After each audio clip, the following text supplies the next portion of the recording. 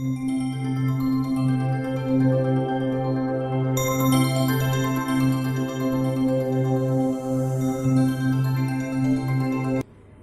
श्री हरि।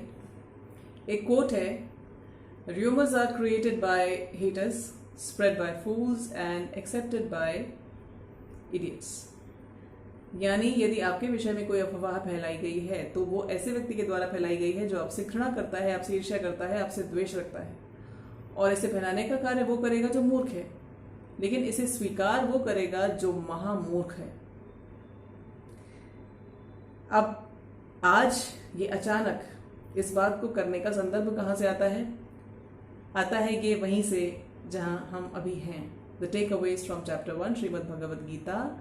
और इसमें भी सीधे सीधे स्त्रियों के प्रदूषण से इसका संबंध है। जिस प्रदूषण की बात अर्जुन करते हैं उसको समझने का हम प्रयास कर रहे हैं। आज मैं जिस प्रदूषण के विषय में आपसे बात करने वाली हूँ, ये वो प्रदूषण है जिसके लिए स्त्री को किसी भी प्रकार से कुछ गलत करने की आवश्यकता नहीं, उसे किसी भी व्यक्ति के संबंध, संपर्क में, संसर्ग में आने की भी आवश्यकता नहीं, उसके चरित्र में किसी भी प्रकार के खोट के होने की भी आवश्यकता नहीं।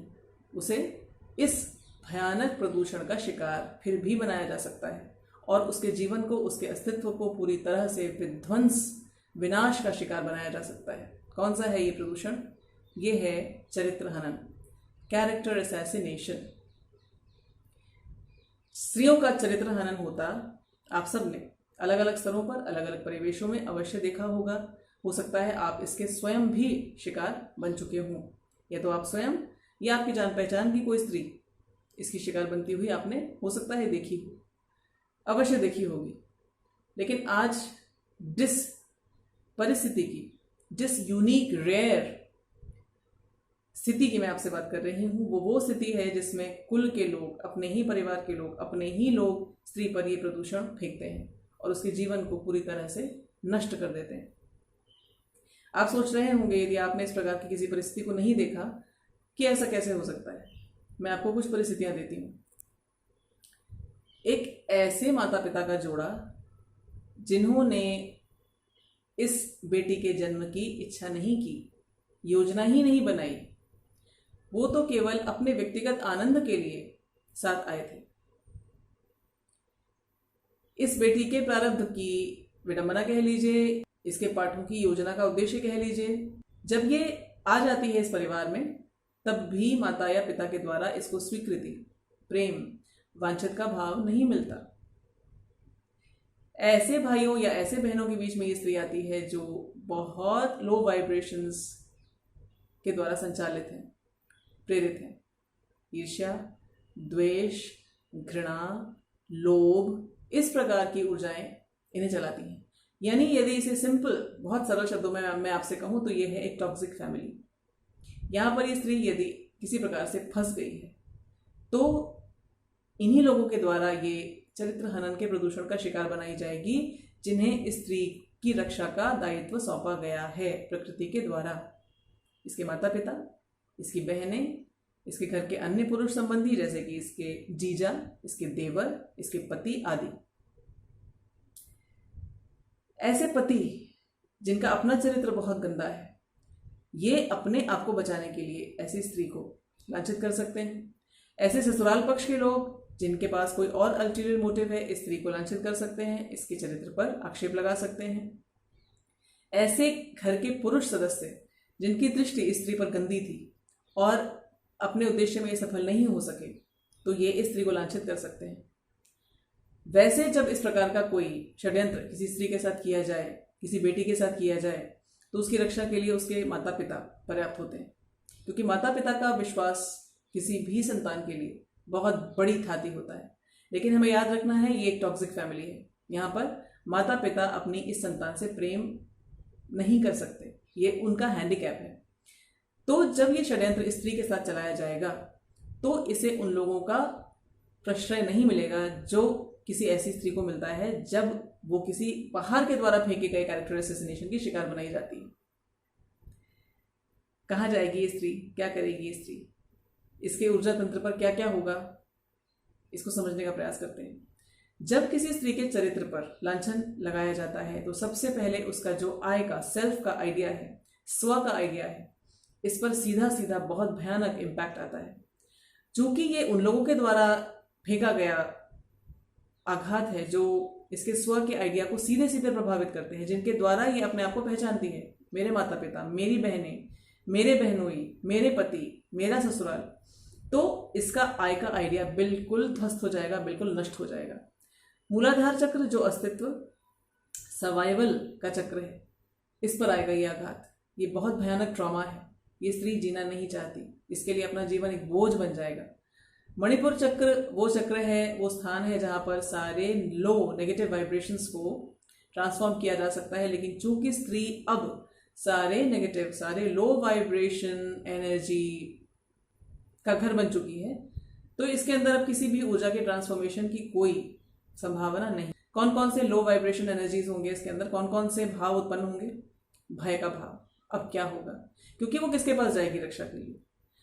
सेल्फ एस्टीम पर बहुत भयानक आघात। मैं कौन हूं, इसका आइडिया पूरी तरह चौपट हो जाएगा। सेल्फ कॉन्फिडेंस, आत्मविश्वास बिल्कुल जाता रहेगा। लज्जा का भाव, क्योंकि मेरे अपने ही मेरे विषय में यदि ऐसी बात करते हैं तो मेरा विश्वास कौन करेगा, मेरी सच्चाई कौन सुनना चाहेगा। झूठ को स्वीकार करने की बाध्यता, सच को ना बता पाने की बाध्यता, क्योंकि वो अपना सत्य नहीं बता सकती, अपने परिवार का, अपने लोगों का सत्य नहीं बता सकती, क्योंकि उनकी सच्चाई को उघाड़ने का अर्थ होगा कि उसका कोई विश्वास नहीं करेगा। क्योंकि यदि चरित्र का हनन अपने ही लोग करते हैं तो बाहर के लोग अपने आप ही मान लेंगे कि जिन्होंने ये कहा वो सच ही कहा हुआ, क्योंकि अपने लोग तो ऐसे नहीं कहेंगे किसी के लिए। तो इस भाव के कारण स्त्री एक झूठ को लगातार जिएगी, एक अपने अंदर वो ऐसे भयानक ट्विस्ट को, एक ऐसे घर्षण को, एक फ्रिक्शन को अनुभव करेगी जो उसके अस्तित्व को हर पल रगड़ेगा। धोखे का भाव, डिसेप्शन का भाव, ये बहुत बड़ा एक ट्रॉमा है जो उसके मणिपुर चक्र में हमेशा के लिए सीटेड रहेगा। जब इस प्रकार की परिस्थितियों में वो होगी, अपने ही लोगों के द्वारा छल को जब वो जिएगी, तो किसी भी व्यक्ति पर विश्वास कर पाना अब उसके लिए असंभव हो जाएगा।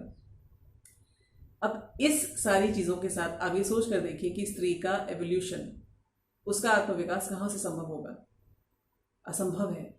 वो केवल जूझेगी उन परिस्थितियों से। यदि वो आत्महत्या नहीं कर लेती तो उसका पूरा अस्तित्व पीड़ा का एक ऐसा भयानक कारागार बन जाएगा जिसमें वो किसी से भी ये नहीं बता सकती कि वो किस पीड़ा को झेल रही है। उसे छुपाना होगा सब कुछ। छुप जाने की इच्छा उसे स्वयं भी होगी। अपने आप को खुलकर जी कभी नहीं पाएगी, क्योंकि सत्य वो सबको नहीं बता सकती, सत्य का कोई विश्वास नहीं करेगा। तो इस अस्तित्व को एक बार जरा अपने मन में आप धारण करने का प्रयास कीजिए। यहां जितनी बातें मैं आपसे कहती हूं वो सारी अपने जीवन में अनुभव की हुई बातें आपसे कहती हूं। जब कोई व्यक्ति अंधेरों में फेंका जाता है, वेदनाओं से घेरा जाता है उन लोगों के द्वारा जो उसके अपने हैं, यानी जब रक्षक बन जाते हैं भक्षक, तब उस स्त्री का पूरा ऊर्जा तंत्र शिकार बन जाता है ऐसी भयानक, ऐसी गंदी ऊर्जा एंटिटीज का जिनसे बचाव असंभव है। जब तक उसे कोई ऐसा गुरु, ऐसा मार्गदर्शक, ऐसा अपना न मिल जाए जो उसे थोड़ा सा भी प्रकाश दे सके। और ऐसी परिस्थितियों में जब सारे अपने शत्रु हों, सारे रक्षक भक्षक हों, तब एकमात्र साथी, एकमात्र अपना, एकमात्र मित्र, एकमात्र पथ प्रदर्शक, गुरु, साथी होता है ईश्वर। श्रीमद् भगवत गीता मुझे तब मिली जब मेरे जीवन के पीड़ा भरे अनुभव मुझ पर बहुत बहुत प्रभाव डाल चुके थे पहले ही। और सबसे बड़ी बात ये कि यदि श्रीमद् भगवत गीता मुझे पहले मिलती तो मैं उन भयानक अंधेरों को अपनी नियति, अपनी डेस्टिनी समझकर स्वीकार नहीं करती। मैं अपने जीवन के मूल्य को समझती, मैं सत्य को समझती। लेकिन कोई बात नहीं, जब जागो तभी सवेरा।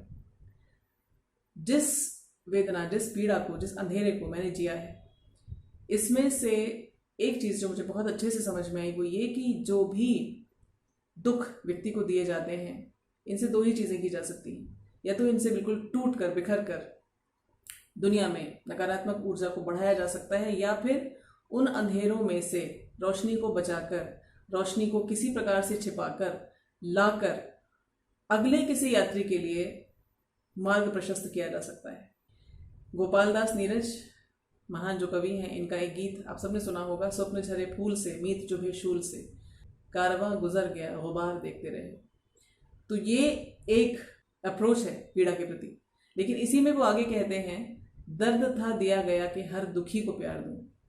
तो जो कुछ भी मैंने अपने व्यक्तिगत जीवन में देखा, सहा, जिन अंधेरों ने मुझे निगलने का प्रयास किया, इसमें से जो थोड़ी सी रोशनी मैं श्रीमद् भगवद गीता अपने श्री कृष्ण के कारण बचा के रख पाई हूँ आज इस समय, उसको मैं बांटना चाहती हूँ उस किसी भी राही के साथ, उस किसी भी यात्री के साथ जिसे इसकी आवश्यकता हो सकती है, जिसकी वेदना, जिसकी पीड़ा, जिसका अंधेरा मेरी वेदना, मेरी पीड़ा, मेरे अंधेरे से मिलता हुआ हो। तो आज the takeaways from chapter 1 Shrimad Bhagavad Gita में एक चीज़ जो मैं आपसे कहना चाहती हूँ वो ये कि यदि किसी स्त्री के विषय में कोई दूषित गंदी बात आप सुने तो मूर्ख या महामूर्ख ना बनिए, यानी ना तो उसे फैलाइए और ना ही उसे स्वीकार कीजिए, क्योंकि आपको नहीं पता कि उस स्त्री के साथ क्या बीत रही है। हो सकता है वो स्त्री अपनों की ही शिकार हो। जय श्री कृष्ण।